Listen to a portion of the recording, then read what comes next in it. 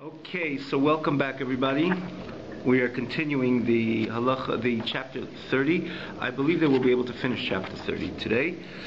So to quickly recap, in brief, because saying brief, firstly, we spent quite a few, actually 2 classes on this chapter up till now. So it has to be in brief, naturally, but additional, there's always the ability to look at the previous classes on the link box Tanya, or on tanyaonline.com, which we have every class till this very past week. And it's been lately, we're pretty much within 24 hours of the class, it's usually up on that website as well. And the advantage that it's as mentioned many times, that it's completely dedicated just to the Tanya, and namely it has it with the text as well. But again, to acknowledge the orchestrator of all these good shiurim of the koshertube.com, and spreading Torah, and spreading so much Torah throughout the entire world. And again, hosting this very class, we want to take the opportunity to acknowledge all the efforts of koshertube.com, the one who stands on top of it, Reb David. So we will. So again, you can look at the previous classes to see where the Alter Rebbe was getting at, and with this we'll be able to see how this very class flows nicely into comes in nicely. But just to very quickly recap, the Alter Rebbe was saying that we have to always, before we judge another person, not only just to reach to alti donas chaver chach tagilim kemet until he reaches actually a physical place, his state, his circumstance, and so on and so forth, but b'chlal, not to be judgmental, because many times we depict one particular Aveda or one particular lifestyle, and we contrast it with another lifestyle, or something which is easier for us to contrast ourselves in the eyes of the other. The Alter Rebbe points out that the same important struggle with the other person might have when he's dealing with the lysis, with the negative mitzvah say, which is it's not your particular struggle, even though everybody has these same struggles when it comes to the thought and the governing his eyes, is what he hears, what he sees. But it could be that one person has a greater struggle, and sometimes when it comes, we try to contrast ourselves in that area, overall in the lysis, or in these particular areas, as we again elaborated in this past week, but we deliberately avoid to look at the very big picture. And sometimes when we do look at the big picture, we realize, hey, not so fast can I contrast myself with another person, because there's a big package of Torah mitzvahs, and it could be things which I overlook, and are in the bigger package of Torah mitzvahs, which is divided into the same as Leisas, and the negative and the positive mitzvahs. In the end of the day, everything Hashem demands both of them. And when we lack or relax about one type, or let's say nasei taiv, for example, that equally bothers our Creator. Or look from the wording of the Alter Rebbe over here, that when we take advantage, or when we overlook, and we are we don't put the adequate emphasis on asay taiv, in the end of the day, then we could come to the realization that the challenge the other person has in his leisesa, in guarding his mind, his eyes, his ears, again, things which the Aharon sometimes becomes very passionate, is a greater, more fierce struggle than us doing certain things which, again, we take it for granted, or we don't give it the adequate attention.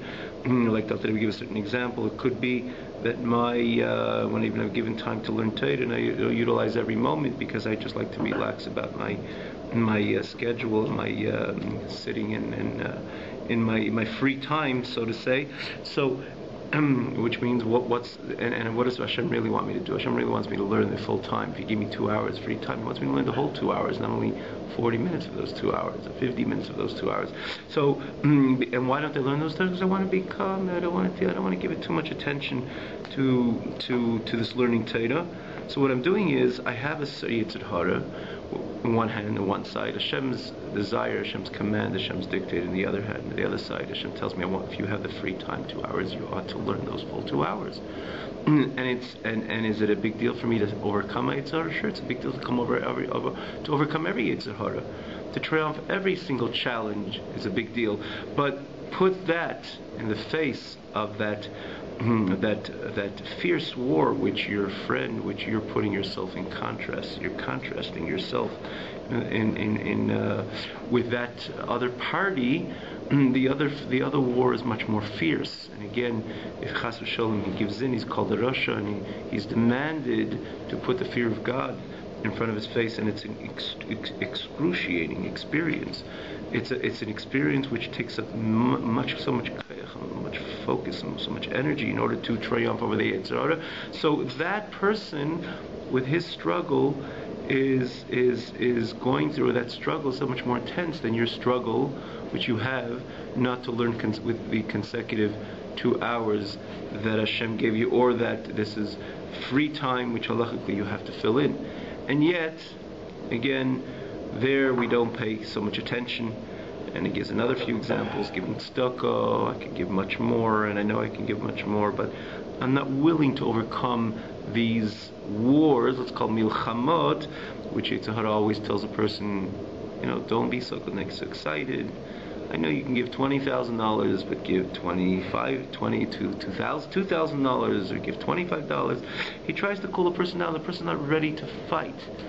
Even though he knows on one hand, Hashem knows exactly what his bank account, what could he really afford, and how much he could really help. He knows how much he could really help, and he knows on the other hand, Yetzer Hara is standing, but he's not willing to overcome that challenge. So that challenge is much less as a fierce challenge, much less as a fierce challenge like the other person, which is fighting the Yetzer Hara on a situation or a state which is with the Yetzer Hara comes in very passionate. And we say, is he winning? He's not winning his Yetzer Hara. I don't do that stuff. I don't put myself in these challenges or in these states which would trigger these challenges, and therefore the other person is probably a step lower than me. And says who? After Rebbe says it's all one big package. Look at your Asay Taiv. After Rebbe saying, look at your Asay Taiv. This is what you overlook. You relegate the whole notion of Asay Taiv. We try many times to classify the Frume Yid when it comes to Sur Meirah. That's the punchline of last week's class. Many times we try to classify Yiddishkeit with Sur Meirah, meaning with the negative mitzvahs. How much do I do not do? I don't eat that, and I don't go there, and the yashan, and which all these things are true, and we have to be very careful and scrupulous when it comes to Mrs. Leisas, chas v'shalom, not to impure our soul, not to taint our soul, which is 100% true. But we put the emphasis on the Leisas, and we try to classify the Frume Yid or ourselves as religious Jews and observers when it comes to things which we don't do. I don't eat that, and I don't do, and and I'm extra careful here. In Pesach, I do that. All these things of the not. That's what that's the way I demonstrate my perfection in my Avodas Hashem, and I overlook the Asay Taiv. This which I have to do, I overlook, but we have to, and therefore putting myself in the light or in front of contrasting myself with the other person. No, it seems to be so much better. But after his message was, no, it's a bigger picture. There's mitzvahs, the same mitzvahs loises. The mitzvahs loises and the negative mitzvahs comes from God. The positive mitzvahs comes from the same God. And if it comes from the same God, you got to examine yourself how you're doing in the positive mitzvahs, and not to even divide it, because once we realize it's one package, like it says, Hakoil Mali B'chinas Sur Meirah B'chinas V'asay Taiv, as Alter message in this very chapter, everything is mitzvahs hamelech. And therefore I have to examine myself. Do I harve? Do I toil? When the Yetzer Hara is telling me to lay back and relax a little bit, don't overdo it. Not in your charity, not in your prayer, not in your learning Torah, or I don't harve. Or in other words, if I toil, do I over triumph from my tzahara? It tells me to sit lay back where I don't. And if I don't, the other person is certainly better than me, because his war is much more fierce war than me overcoming the tzahara's message to be relaxed and not learn the entire 120 minutes of those 2 hours. It's a war, but it's no comparison to the war of sometimes in a fierce war of elasis, especially when it comes to the sensitive talents or the sensitive kochot. We have vision, audio, and thoughts and so on, which the war can be very fierce. Today's class deals, Alter Rebbe, we mentioned last week as well, Alter Rebbe's deal says, you know what, even Sur Meirah, even when it comes to Sur Meirah, staying away from evil, even Sur Meirah means staying away from evil. It means Leisas, not necessarily you're also perfect. Here the Alter Rebbe comes back and says, yes, till now I told you it's one package, Nasei Teiv, and you have to realize you gotta be honest with yourself in the entire package of Torah. Not only the Sur Meirah, now there's the negative mitzvahs. Here, this week, the Alter Rebbe says, you know what? You're not necessarily, you're a tzaddik when it comes to Sur Meirah, the things which we have to stay away from, which means the leisas, the negative, staying away from evil. And this is where we're holding again, vafilu, and even, again, you can see it in the English context as well, and vafilu in the Hebrew, which means in the original text, it's 2/3 into the chapter about, and vafilu and even in the English text, if you're following in English. So vafilu b'bchinas sur meirah yochel kol ish maskil limtzeh b'nafshe she'ein asar l'gam mara. Even when it comes to staying away from evil, every person which is a maskil, meaning to say someone who's a thinker, and someone who is why does he use lashon maskil? Means to say someone who's able to discern. Mas comes from lashon seichel. He's able to discern. He's able to dissect. Yes, maskil, right? Intellectualize. It's called a maskil, someone who intellectualizes. But in this case, that were into the enlightenment. Yeah. But here in this case, it doesn't mean the maskil in the context of enlightenment over here, which means every person is able to, with his seichel. What seichel usually does, it doesn't allow things to remain ambiguous, blurry, merge, unclear. That's what seichel does. It discerns. It's able to dissect. He says every ish maskil, a man of seichel, a man of intellect, could find in his soul that he's not completely removed from evil. Bakoil mikoil koil, which is a lashon which we say in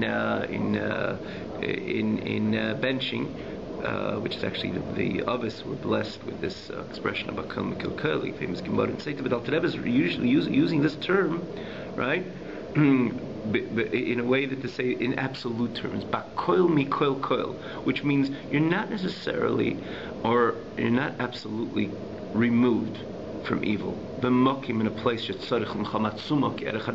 in a place which you need to express yourself in this intense war, similar to the war of this individual, which was standing in areas which the Yitzhahar is passionate with him or her, in order to override their eyes, their ears, and their mind, and so on. And he says, nothing close to that. And he said, even less than such a war, and less than such, in even a lesser battle than that, you're also not careful. You're also not necessarily careful and completely removed from evil. And he gives an example. Keep going.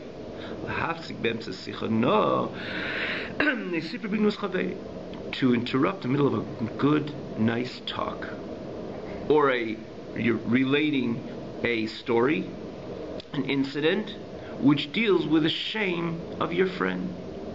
You started something, the other party is listening, is giving you that attention. So, you notice this is inappropriate because the Torah says you're not allowed to speak in the gnai, in a shame, in put your friend in the shameful light. It's prohibited to speak anything embarrassing about a friend, or to a nice little talk which will ultimately allude to a gnus to the shame of a friend, but you started talking. So sometimes before we start, our mouth could stay shut. So it's also Yetzer Hara, which we have to say it. People will appreciate it. Be a juicy piece of Lashon Hara, right?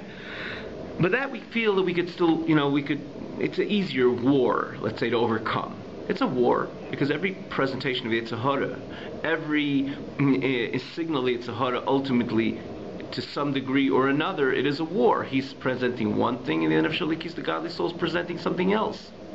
In other words, he's telling you, don't worry if it's not perfectly aligned with Torah, with Ratzon Hashem, with Hashem's desire, and the Nefesh Halikis says anything which is not aligned with Ratzon Hashem, Hashem's will, stay away from. It's just going to harm you. It taints your neshama, and it's no good. God doesn't want it. So every challenge between an argument between Yetzer Hara and Yetzer Tov, ultimately, again, it's a battle between these two forces. But not always is it a fierce battle. So in this context, Alter Rebbe doesn't say just about Lashon Hara. We know we're not supposed to speak Lashon Hara. But what if the Alter Rebbe is a lahavsik?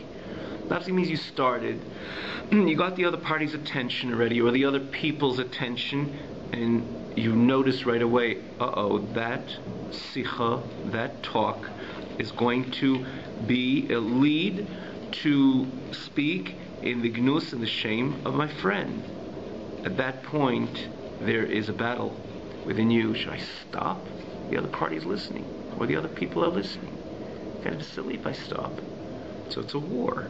So because sometimes it's so uncomfortable to stop, you just go on, knowing deliberately that what you're going to say in the next 5 seconds is something which is not acceptable in the eyes of Hashem. It's not acceptable in the eyes of Torah. But you don't want to stop, because it's a fight. People already have their ears open to what you have to say, and you began this sicha. You began this sipur, this story, and you're already relating it. It's in other words, a talk or a story about someone, friend. Which, in other words, you know that it's leading to gnus chavere. And right now, what Hashem wants you to do. Obvious to everyone that you're talking about a specific individual? No, and it's about a particular individual. Everyone is going to know about it?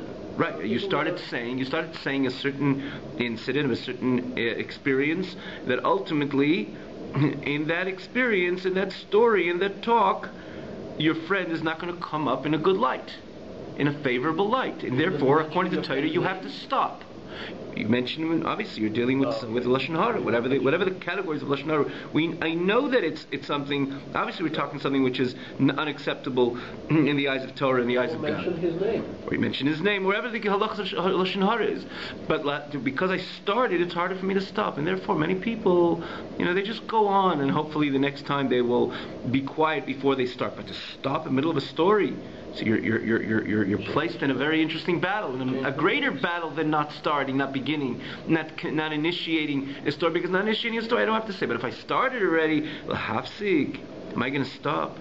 And lavdafka, and that's where you, which is judging the other friend and looking perhaps on the other party and with a condescending eye, because he's in the middle of these, or he experiences these fierce battles between the Nefesh Halikis and Nefesh Bahamis when it comes to these experiences of what he looks at, what he thinks, and so on. And when it comes to you, when it comes even leisasa, which means even, again, and this is what the Alter Rebbe adds in this week's class, is that even when it comes to leisasa, you're also not that perfect. And certain times when you have a war, and even less. A war, and Alter Rebbe says it's a difficult task once you start to relate something and you have the other party's attention, to stop in middle.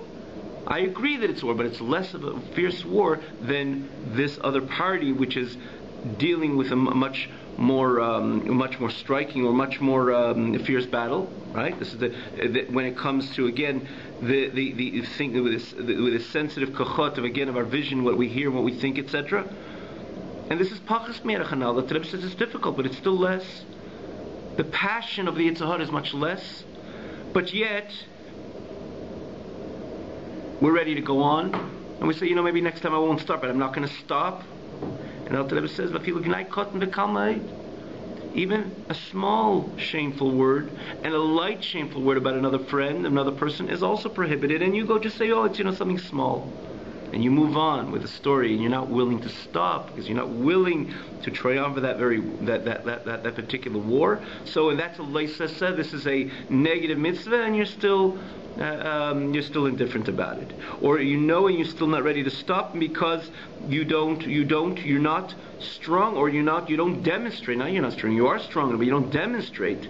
You don't allow your strength or the word of nefesh alikis to overcome the nefesh bahamis. And the Alter Rebbe says afshu emes, even it's true, because we know the lashon hara, the classification of lashon hara. Oh, that's the difference of mitzvah shem and lashon hara. Lashon hara means it's even true. It's true. And yet, even if it's true, which again, that's the definition. I mean, it's a lashon hara that it is true, and you still have to refrain from speaking something which is negative about another person. Again, even if it is emes, even if it's true. And he says, and even it's not a godil, it's not a great shame. It's kalma'itli, very light, and it has everything. And so you started relating the story, and it's just going to convey something which is very light about the other. And the shame is a very light shame, not something so heavy, not something so grave. And additional to this is true also, and therefore I'm not willing to stop. Even Teda says you have to stop at that time. And Alter Rebbe adds even more so, and he brings to a beautiful Gemara, and he says, "Vafilu in this case is afilu kinil nakis atzmei." Even you're saying it not stam, you're indifferent about speaking shame, even a light shame about another party, but you just want to clean yourself. You say it in a way that because people can accuse you that you are the one who did it, so you say something which would indicate that it's the other party who did it.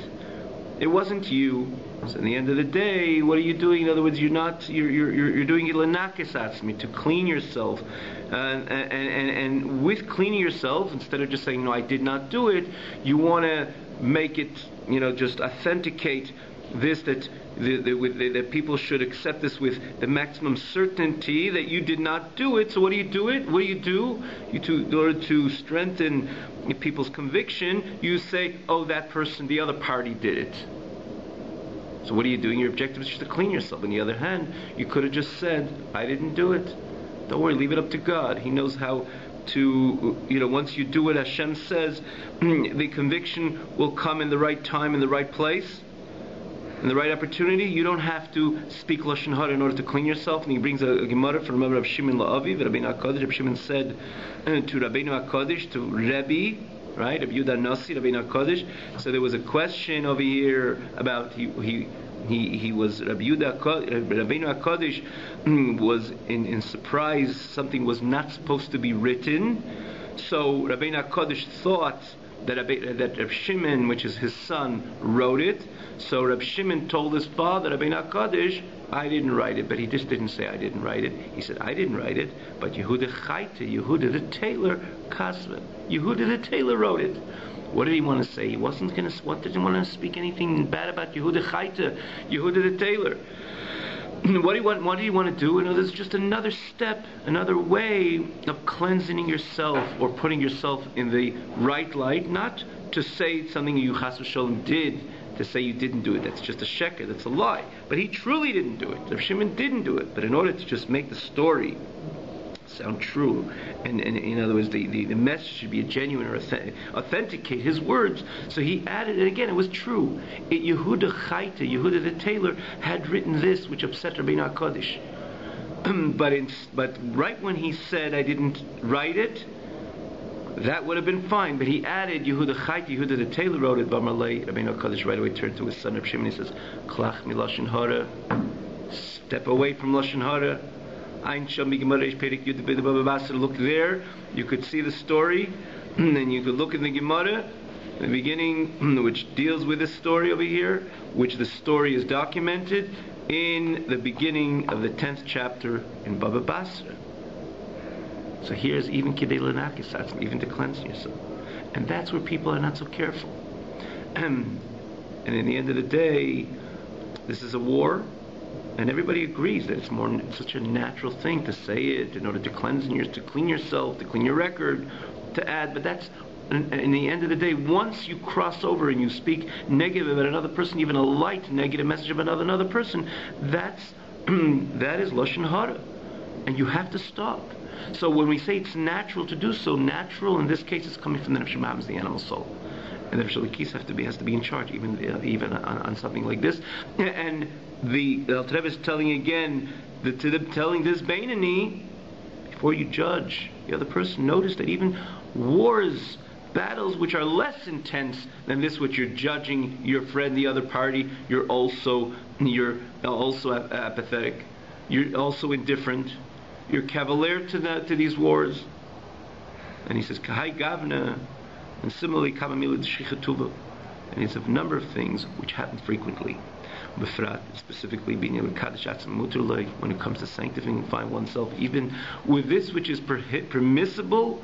We know this is midei raisa. There's a number of opinions. The Alter Rebbe brings us another time also back in I believe in the end of chapter 27. He also writes that it's midei raisa. In other words, the Torah says kadeshim tiyu ki kadishani. Torah says sanctify yourself, and Torah says he's kadishtem. You should. Another pasuk, you should sanctify yourself. And when Torah says you should sanctify yourself, Torah is referring precisely or namely to this which is permissible. To this which is permissible. Because something which is prohibited by Torah doesn't have to say sanctify yourself. Obviously, every mitzvah we do, we sanctify ourselves. We become kodesh, when we light the menorah, or we do a mitzvah, we take the lulav and we say, Asher Gedishani, you made us holy, you sanctify us with your mitzvahs. Every mitzvah you do, every mitzvah you do, we become kodesh, we become holy. True. But the mitzvah of Kedeshim Tiyu, be holy, is a separate mitzvah which deals with this which is permissible to do. That according to Torah there is no prohibition. Yet Hashem says, be holy with that. Because you're a holy nation, because you're Kedeshim Tiyu Kadishani, you're connected to me, I'm holy, and I want you to be holy. So if you look at the pasuk, Torah cannot deal with mitzvah. Obviously, every mitzvah we do, we become holy because we do what Hashem wants. But this is what Hashem tells us to do. It's not because we have to be holy. Hashem tells us to do this. We have to do it because we have to do it because it's a mitzvah which Hashem commands us to do. It becomes a mitzvah in the Torah. We don't do it. Obviously, consequently, we become holy. But the reason why we do the mitzvah is because Hashem tells us to shake the lulav, to do the mitzvah. Shake the lulav so you can eat in the sukkah. That's what we do the mitzvah. When Hashem establishes another mitzvah, another verse in the Torah, and says, Kedeshim tiru, shall you be holy? So obviously not talking about this which we ought to do, because He's a commander, and there's a command, and we have to follow this command. Kedeshim tiru will deal with something which is permissible. According to Torah, it's permissible. According to Shulchan Aruch, it's permissible. But not everything is permissible that we have to engage with. Not everything permissible we have to indulge in. And there's times for this, times for not everything. Like the Lashon the Rambam, we could be a novel b'shus Torah. We could be someone who acts in disgust, all with the permission of Torah. Permitted. Look in Shulchan Aruch. I'll show you. This is permitted. And Torah says within the permitted, with this which is permissible, I want you to live a sanctified life.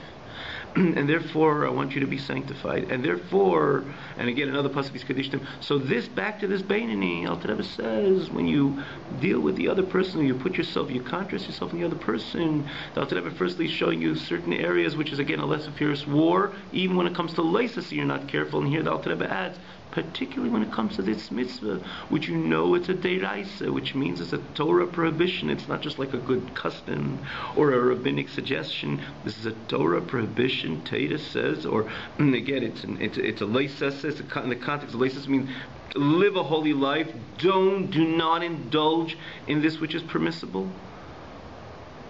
Do not live a crass life, a gross life. Despite your investing and you're engaging with this which is permissible, this is pretty much the mitzvah of Kedeshim Tiyu. And look at yourself, see how you're careful about this mitzvah as well, which is also in the context of leisus.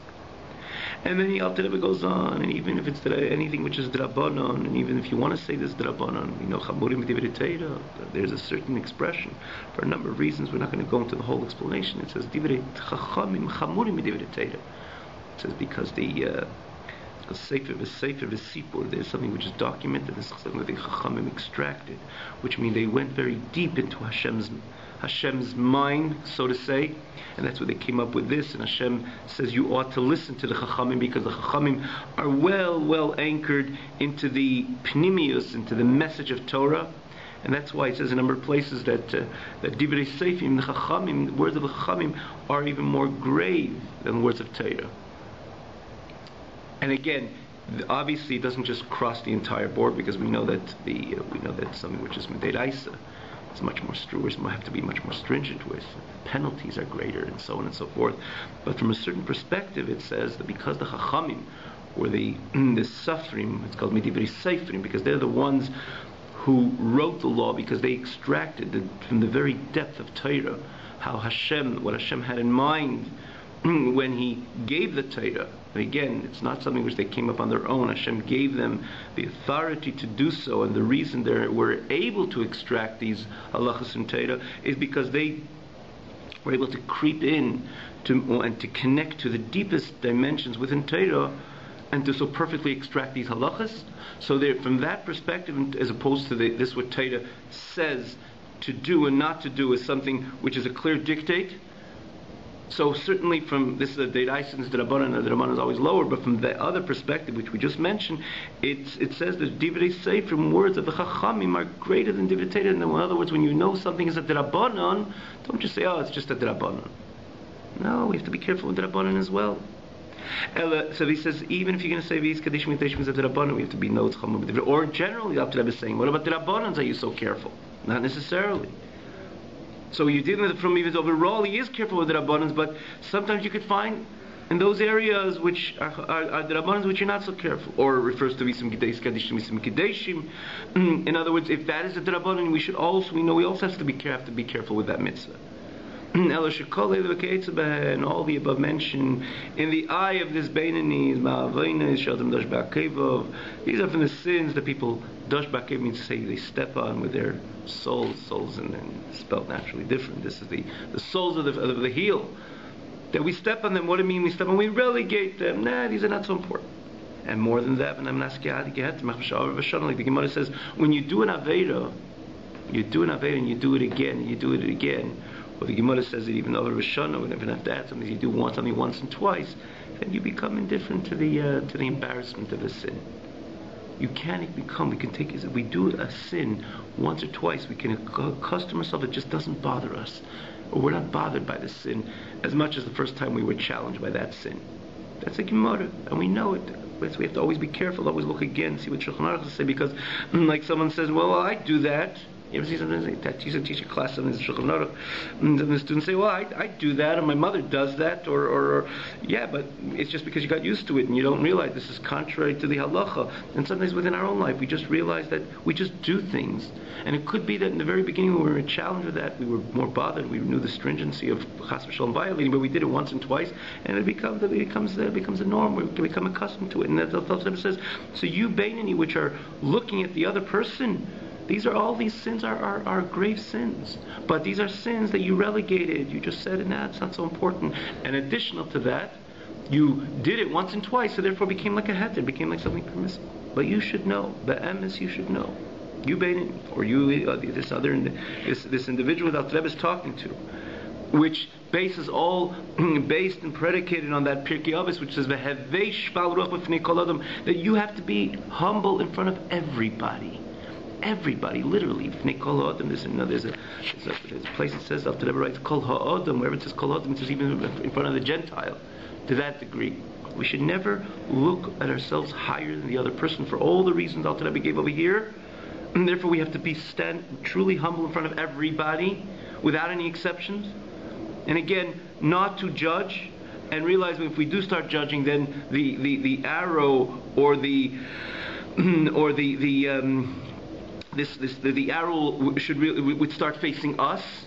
And again, Alter Rebbe spoke about the mitzvah say last week in last week's class, and now today he even goes to the areas of loisesa, to where we want to contrast the other person. Well, you should know, Alter Rebbe says, be'emes, im yudei sefer.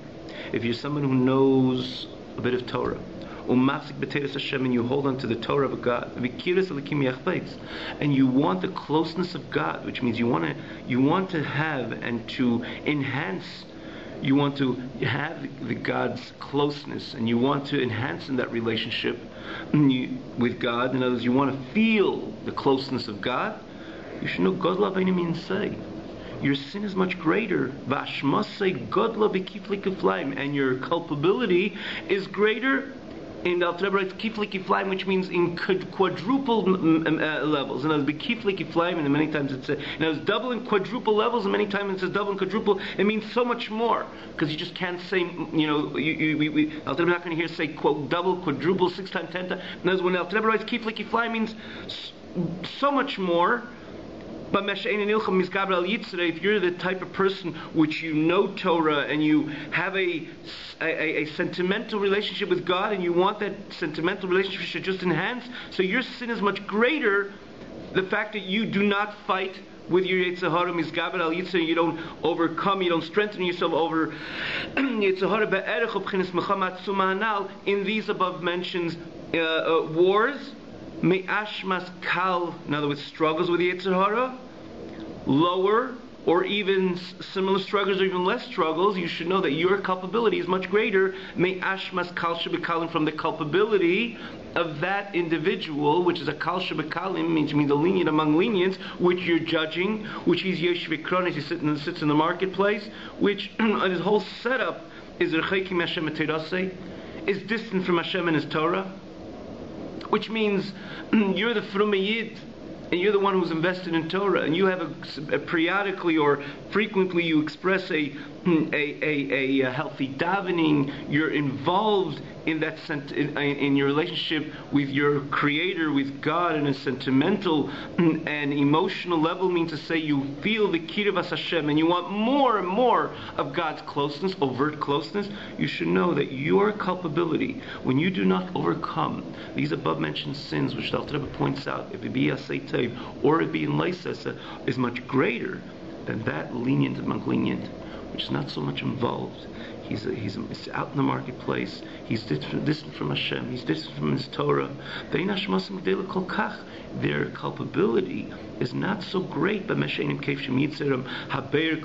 not conquer their Yetzer Hara, which is burning with an engulfed, flaming fire, because of the fear of God, which looks and gazes and understands, or looks into and understands all their doings, which Alter Rebbe is again alluding to what he said before, that to the other party, don't ever say that, well, I'm in the marketplace, I'm not this Torah Jew, I could look where I want and I'll listen to what I want and think about what I want. No, right? You have to have the Pachad Hashem in all times, because mind is the governing heart at all times. The Alter Rebbe is alluding over here to what he spoke to the other party before, but yet when he's contrasting the other party in front of this person who is a Frume Yid, which learns Torah, and he wants the overt closeness of God, when the Alter Rebbe contrasts these two, you should know that your culpability is way, way greater than the other party, which is not so close to Torah, and he sits out in the marketplace, and his Yetzer Hara comes so passionate like a fire, and he has to overcome that because of the fear of God, which looks into all his deeds. You should know that his culpability is not that intense and not that great, like you're not overcoming your challenges, because you're someone who is involved in Torah, and you're officially a Frume Yid, and you want the overt closeness of God. Like the culpability of someone who's close to God, like close to Hashem's Torah and close to Hashem's service. Like the Rizal, here we conclude. Last 2 lines over here, the Rizal tell us, remember the story with Achir. He was an individual which was one of the greatest understanders and learners in Torah. And he was a student, I think of Shlokish Lokad, I just went blank.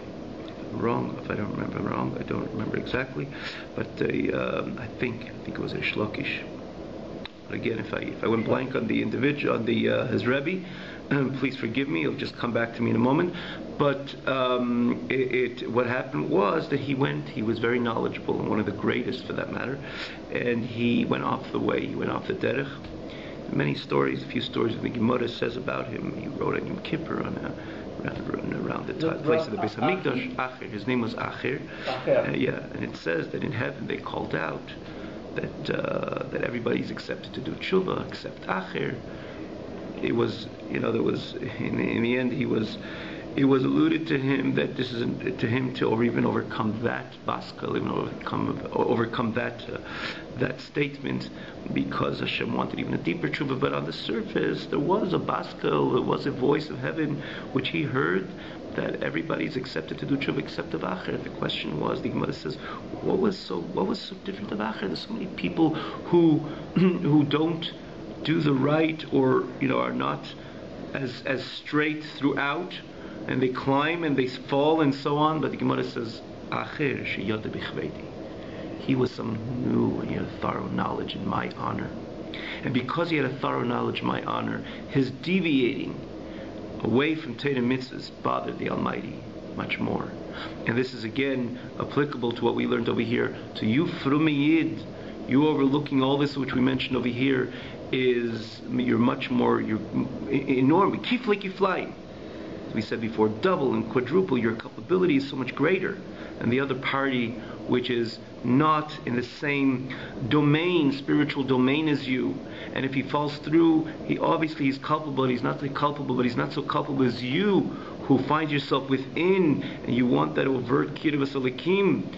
There, your culpability is much greater. The Chaninah Razal, therefore, Zal says, when it comes to the ignoramus, the people who don't know much, the Gemara says,